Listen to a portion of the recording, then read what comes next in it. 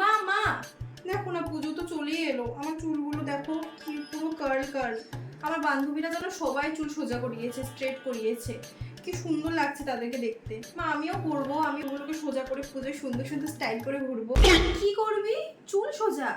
ওইসব মামুনিদের ন্যাকামো যে পুজোয় দেখতে সুন্দর লাগতে গেলে চুল সোজা করতে হয়। কেন এইটা তুমি একটা কথা কইলে? চুল সোজা না করলে বুঝি দেখতে সুন্দর লাগে না? তোকে এমনি খুব সুন্দর লাগছে, এমন চুলই তোকে মানায় মা, তুই এমনই ভালো লাগবে, তুই আর কিছু করিস না।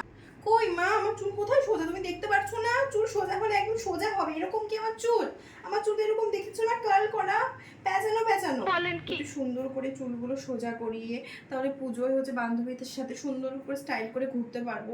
মাত্র 12,000 টাকা। কি 12,000 টাকা? ইয়ার কি হচ্ছে? এই নে 12 টাকা, এটা চুল সোজা করে পূজায় সুন্দর করে ঘুরে বেড়া।